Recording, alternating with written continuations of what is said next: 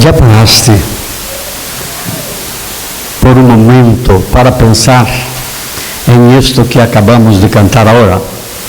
¿Qué sería de ti si la gracia y el amor de Dios no te hubiera alcanzado? Cuando me pongo a pensar en esto, yo digo, probablemente estaría muerto ya. No sé dónde estaría si estuviera vivo. ¿Qué estaría haciendo yo? Temo pensar. Creo que estaría haciendo lo que la mayoría de las personas hacen cuando no tienen Dios en su vida. Gracias a Dios, su amor nos alcanzó. Por esto estamos aquí. Por ninguna otra razón, tan solamente porque Dios en su gracia y misericordia nos eligió. Y la Biblia dice más sobre esto: nos eligió antes mismo de la fundación del mundo. Antes que hubiera mundo, Dios ya tenía su nombre. Tu padre, tu madre no existían.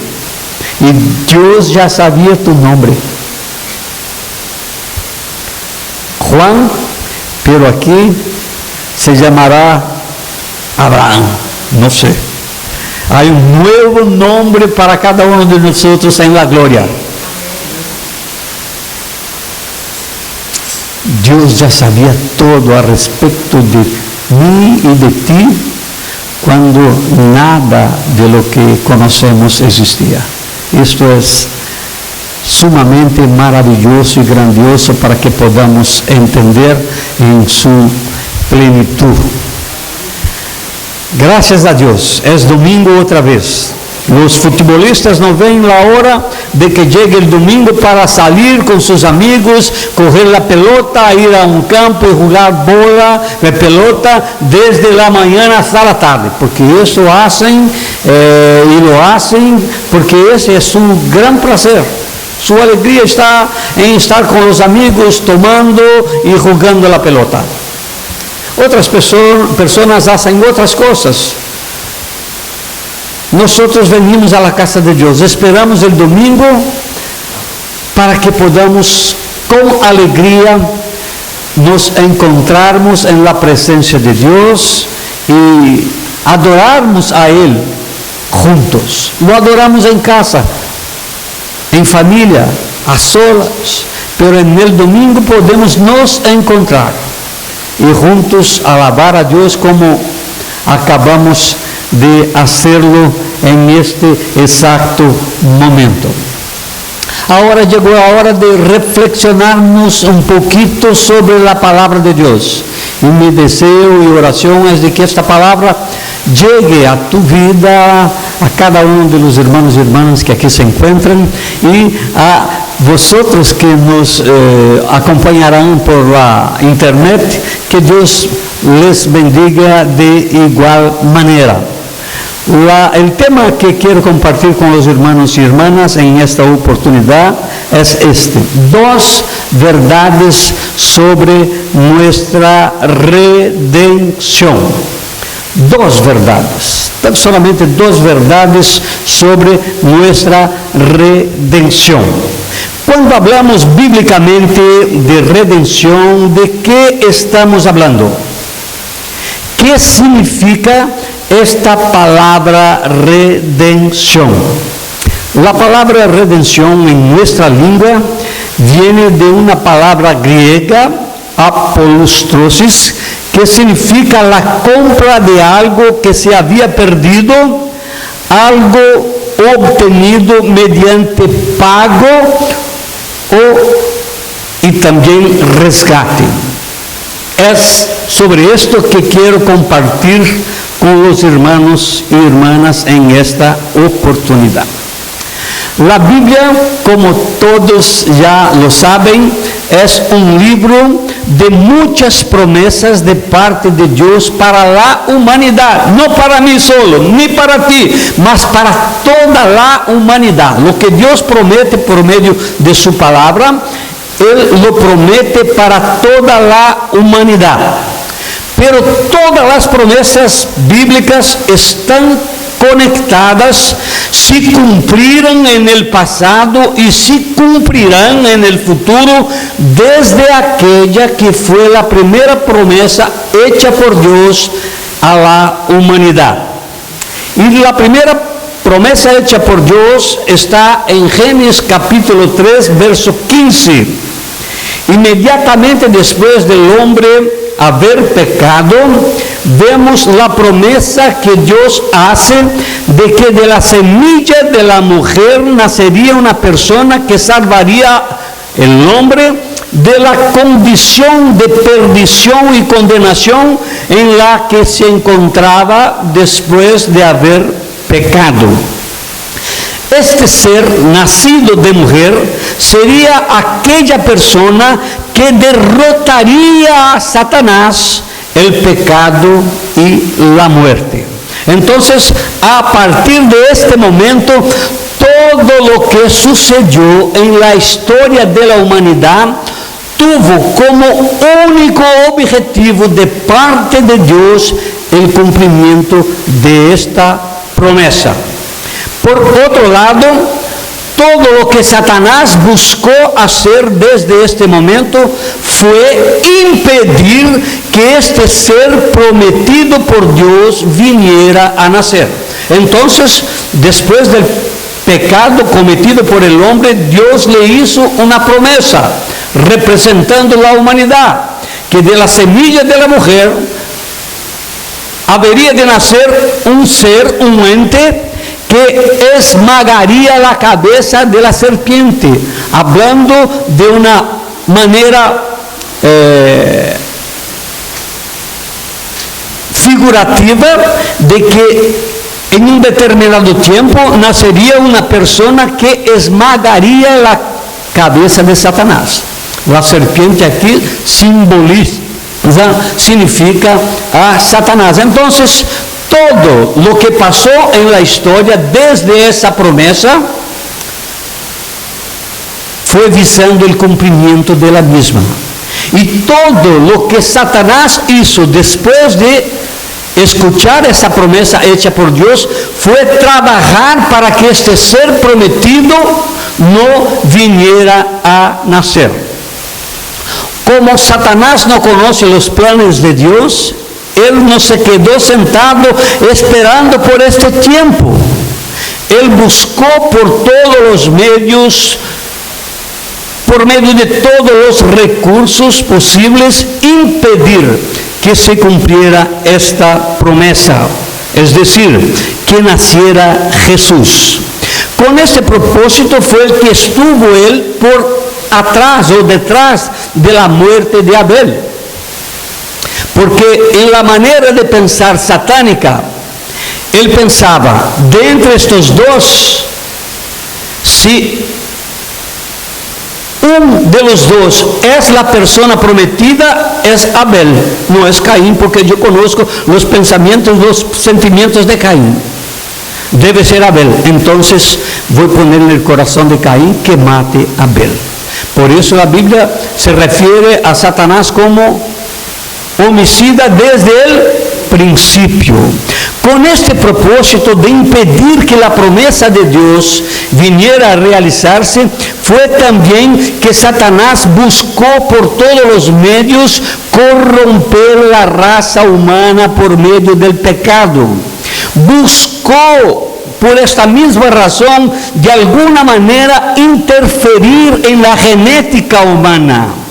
Su acción fue tan grande y poderosa, tan maligna, que Dios decide enviar un diluvio para que no se pierda toda la raza humana.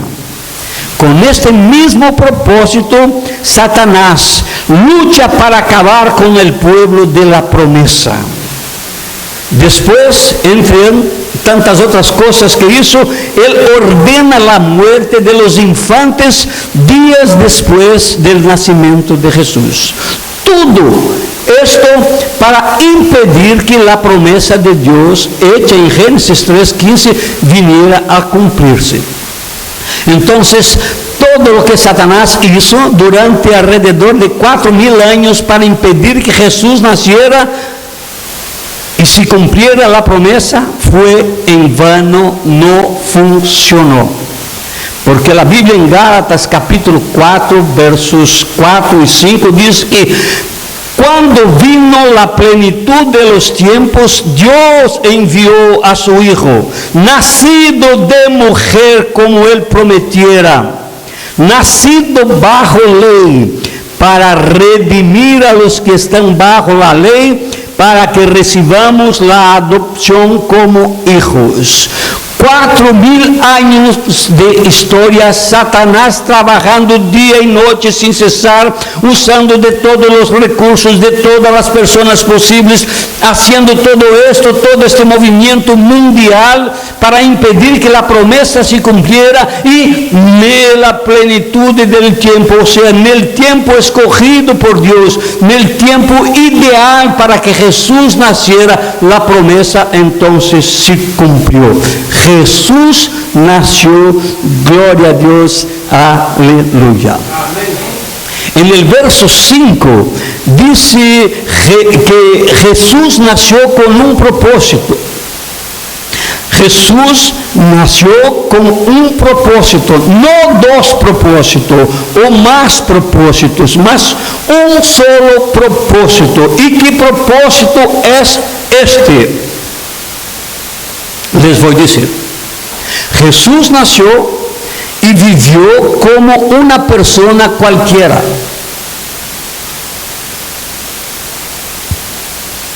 Pero Jesús, aunque se misturaba con las multitudes, aunque vivía la vida bajo las mismas circunstancias, Jesús nunca se casó. Nunca se enamoró. Jesús no vivió preocupado en acumular dinero. No se preocupó en comprar una casa propia. Su vida fue enteramente vivida para cumplir el propósito de su venida. ¿Y qué propósito fue esto? Entonces Gálatas 4:5 nos contesta esta pregunta: para redimir a los que están bajo la ley, para que recibamos la adopción como hijos. Este fue el único propósito por lo cual Cristo vino a este mundo. Jesús vino para pagar el precio, para rescatar al hombre de la condición de esclavo del pecado, en que se encontraba, transportándolo del reino de las tinieblas para el reino de la luz, para transportarlo del reino de Satanás para el reino de Dios. Entonces, después de nacer, Jesús tuvo que pagar el precio de nuestra salvación con su preciosa vida, derramando su sangre inocente a favor de cada uno de nosotros. Es por esto que 1 de Pedro capítulo 1, los versos 18 y 19 nos dice: sabiendo que no fue con cosas corruptibles como plata u oro, con que fuisteis redimidos de vuestra vana manera de vivir, que por tradición recibisteis de vuestros padres, sino con la preciosa sangre de Cristo, como de un cordero sin mancha. Entonces la promesa se cumplió y Cristo vino a este mundo con un solo propósito: redimir la humanidad que estaba debajo de condenación. Según los evangelistas, atado a aquella cruz, Jesús, antes de morir, dijo 7 palabras. Padre, perdónanos, porque no saben lo que están haciendo. La segunda palabra, hoy estarás conmigo en el paraíso. La tercera, mujer, he ahí a tu hijo, aquí está tu madre. La cuarta, Dios mío, ¿por qué me has abandonado? La quinta, tengo sed. La sexta palabra, todo está terminado. Y la séptima, Padre, en tus manos encomiendo mi espíritu. Entonces, de estas 7 palabras quiero pensar rápidamente con los hermanos en la palabra nislen en hebreo y telestai en griego, es decir, en la sexta palabra dicha por Jesús mientras estaba colgado en aquella cruz. Nislen en hebreo significa decir que algo está completo, significa algo lleno o pleno. Cuando los esclavos y sirvientes terminaban en aquellos días su tarea, decían a su amo, nislen, o sea, acabé, está terminado, el trabajo ha sido completado. En griego, esta misma palabra es telestai, y esta palabra era usada para decir lo mismo, o sea, que una tarea o que la tarea estaba completada. Los soldados gritaban telestai para anunciar sus victorias en el campo de batalla.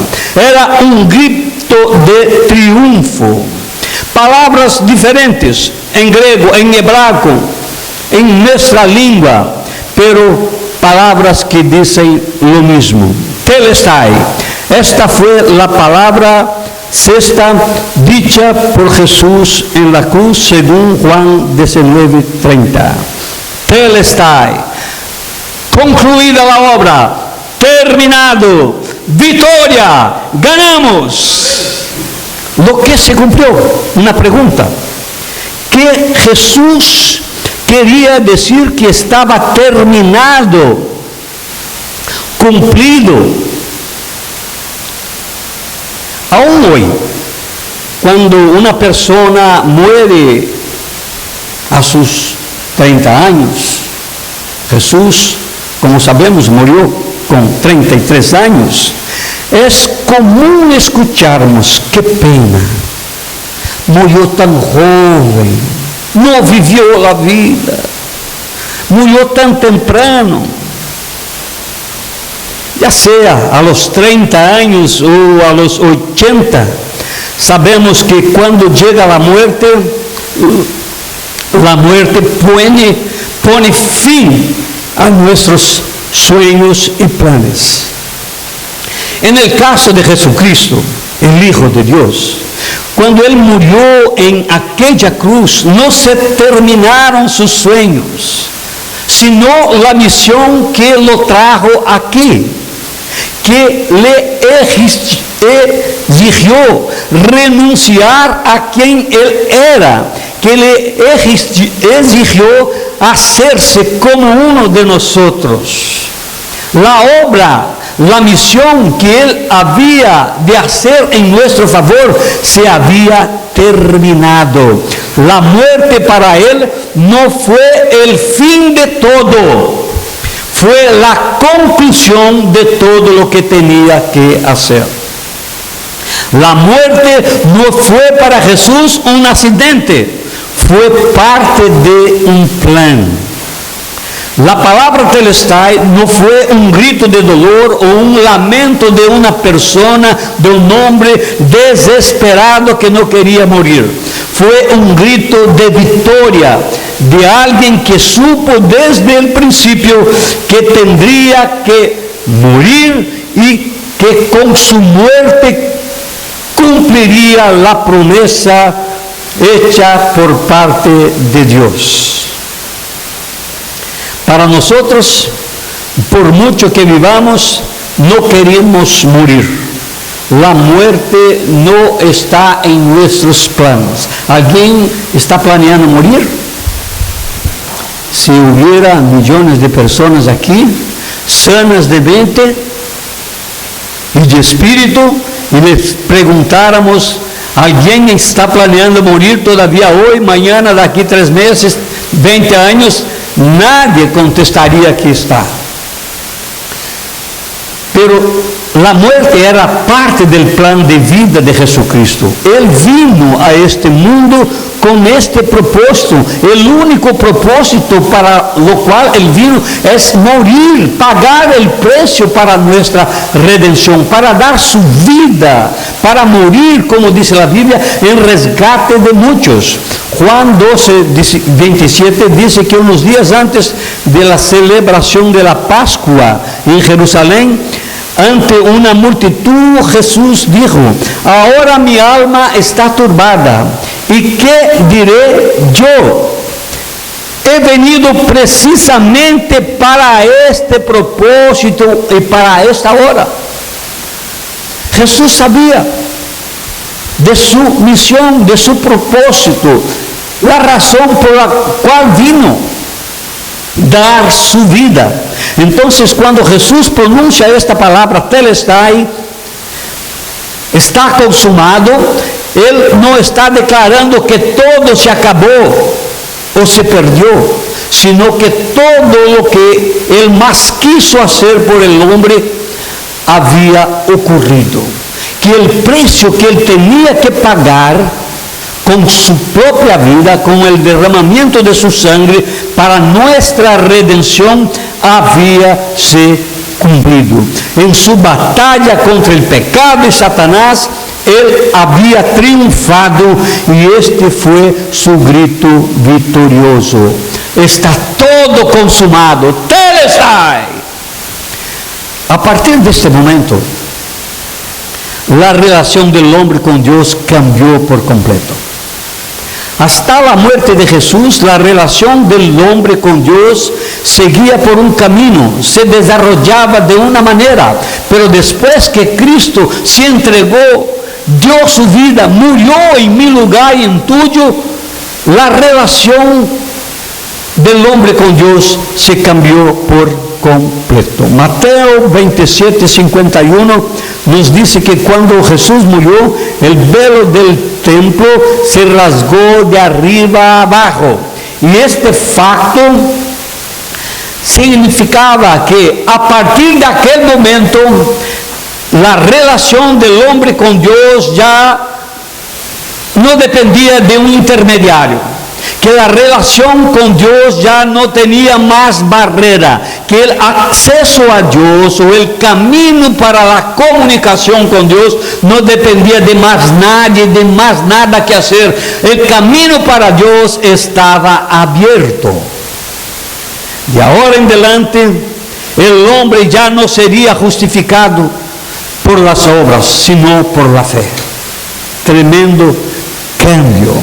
La regla para la salvación a partir de este momento ya no sería obedecer la ley, cumplir la ley para ser salvos. Ahora sería creer. En vez de obedecer, sería creer que Jesús había cumplido la ley que el hombre no podía cumplir y que lo condenaba. Los justos delante de Dios ya no serían más las personas que cumplieran toda la ley si pudieran. Los justos serían las personas justificadas por la fe en Cristo Jesús. Entonces, a partir de esto les comparto 2 verdades absolutas sobre nuestra redención. Las 2 verdades que quiero compartirles es esta. Segúrese ahí donde está, no se aflija. No estoy empezando el sermón ahora, ya estoy en la recta final. 2 verdades absolutas sobre nuestra redención. Primera verdad: la obra divina de la redención está completa, está acabada, está consumada. Telestai. Ponga esto en tu mente y en tu corazón. La obra el precio para sacarnos de una vida de perdición, de condenación. El precio ya fue pago, nada más hay que hacer. Nada de lo que pasó se hubiera podido evitar. Y no queda nada más que hacer por nuestra redención. Obra completa hizo Jesús. La obra propuesta por Dios desde antes de que se completara la fundación del mundo fue concluida. Lo que cada uno de nosotros, lo que cada persona puede y debe hacer por su salvación es creer y aceptar por fe lo que Cristo hizo como suficiente.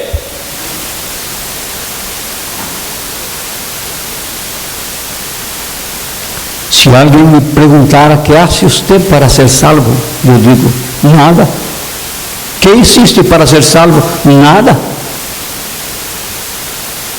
Todo lo que se necesitaba hacer para que yo pudiera ser salvo ya fue hecho, y no fui yo, no fue otra persona, sino la persona de Cristo Jesús. Pero tú no puedes trabajar en el sábado, no puedes comer carne de cerdo. No. Creer en esto es concluir, es decir, que la obra de Dios en mi favor, en nuestro favor, depende de estas cosas, no fue concluida. Tengo que hacer alguna cosa más para ayudarlo cuando todo está hecho. Jesús hizo todo a pesar del precio ser tan caro para Él. Por eso cuando recordamos el precio de nuestra redención, nos damos cuenta del valor que tenemos para Dios. Entonces, Dios por medio de Cristo hizo lo que nadie podría hacer y pagó por nosotros lo que nadie podría pagar. La obra de nuestra redención es una obra completa, consumada, terminada. No hay nada que se pueda poner, no hay necesidad. Yo les dije, aquí viene la segunda verdad sobre nuestra redención. Si Dios por medio de Cristo nos compró, nos rescató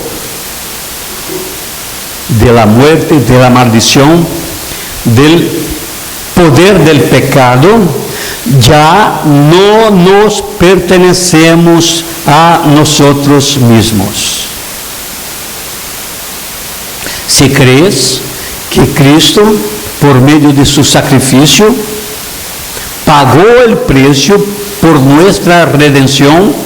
Redención, acuérdese, es pagar el precio por algo que estaba perdido. Yo estaba perdido, tú estabas perdido. Jesús pagó el precio.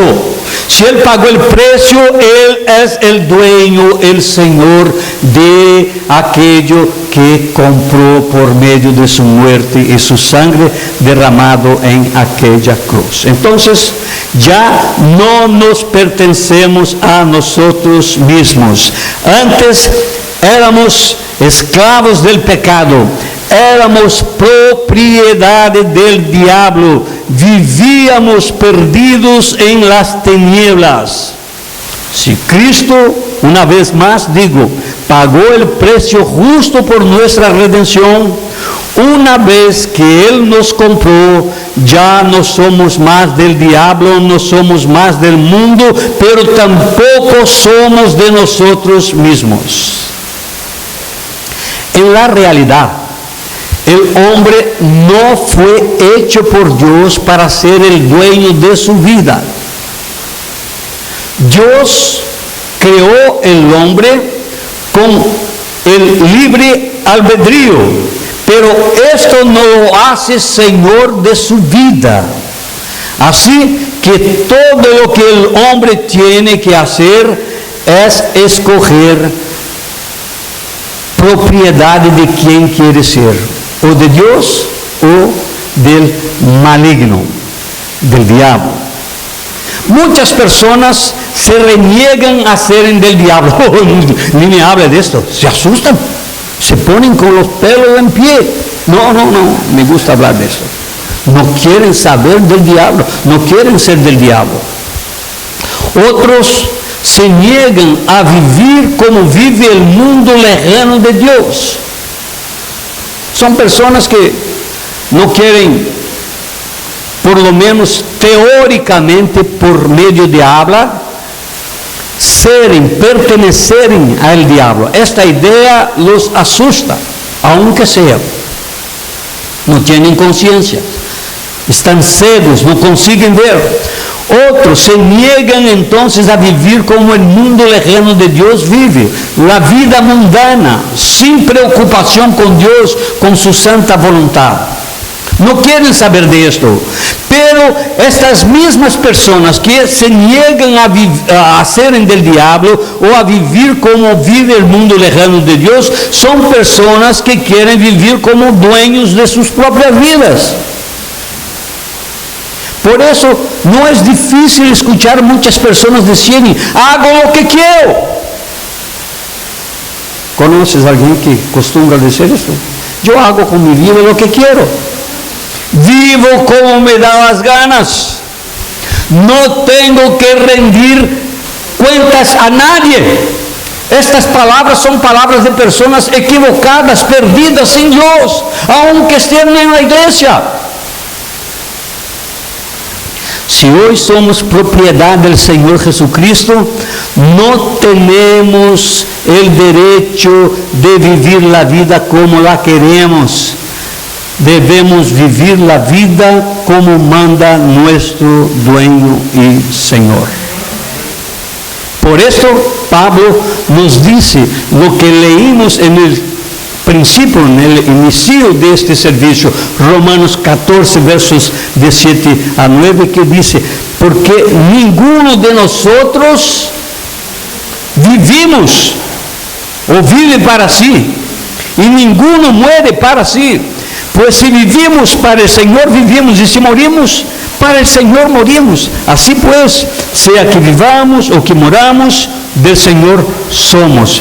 Porque Cristo para esto murió, para esto vino, murió y resucitó, y volvió a vivir, para ser Señor, así de los muertos como de los que viven. Dios no es nuestro para hacernos con Él lo que nos guste. Somos de Él para hacernos lo que a Él le gusta, o sea, buscar cumplir su santa voluntad. El cristiano verdadero en vida o que tenga fallecido es propiedad de Dios. Nunca Dios es propiedad del hombre. Siempre el hombre, reconozca o no, siempre, reconozca o no, es propiedad de Dios. Y Dios, como dueño, como Señor de todos y de todo, dará el fin que nos revela su palabra a cada uno. Qué bendición es saber que estamos en las manos poderosas de Dios. Así que nadie se engañe. La obra de nuestra redención está terminada, concluida. No tenemos que guardar días, no tenemos que cumplir la ley, los 10 mandamientos para sermos salvos. Buscamos cumplir la voluntad de Dios porque ella es santa, agradable, y por nuestro esfuerzo, por nuestra manera de vivir, buscando obedecerlo, honramos su santa voluntad. No tenemos que hacer nada con respecto a nuestra salvación de la condena eterna que pesaba sobre nosotros. Nuestra redención está consumada.